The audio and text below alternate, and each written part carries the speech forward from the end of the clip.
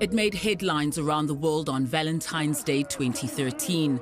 Paralympic superstar Oscar Pistorius shot and killed his model girlfriend Reeva Steenkamp. The trial that followed attracted global media attention, and as horrific details of Reeva's final moments emerged in court, her parents, June and Barry, were visibly traumatized. A distraught mother and father reliving their loss. I just don't wish that on anybody in this whole world. Now, a three-part documentary series provides an intimate portrait of a young life lost. Doting daughter, dedicated friend, ambitious model, Reeva Rebecca Steenkamp. Barry picked me up when Reeva was born, when we were leaving the hospital, in the combi with about 5 dogs in. The favourite ones came to the hospital to pick her up. We were so excited, we were so enthralled. Memories of happier times are an antidote to the pain of losing their daughter. But as the film unfolds, it's clear June and Barry bear unhealed wounds. Death defines me now. Her death does define me. I'm not the same person.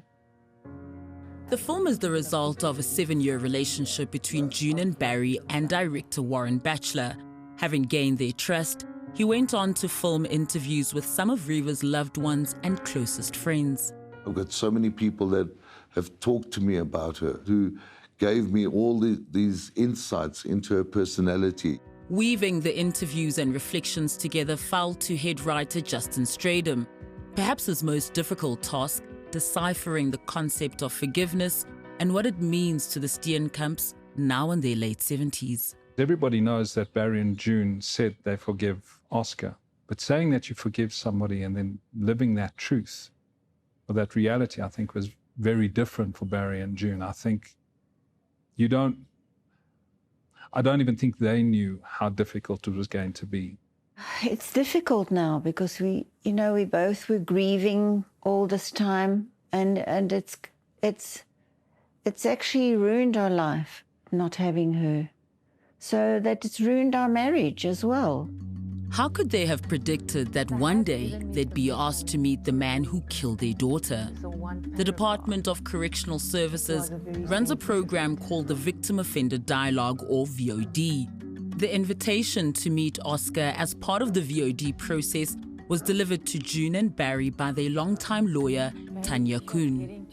Today I had to do one of the most difficult things I've had to do in my career. I had to bring a letter to June and Barry written by Oscar Pistorius. Once eligible for parole, prisoners request a meeting with their victims or their families to convey their remorse and ask for forgiveness. Now up for parole after serving half of his sentence, that's what Oscar has done. This is not sensationalism. This is a human story about two people's journey.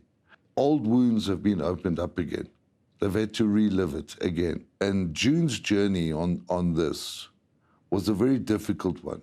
I don't want to see him again, ever.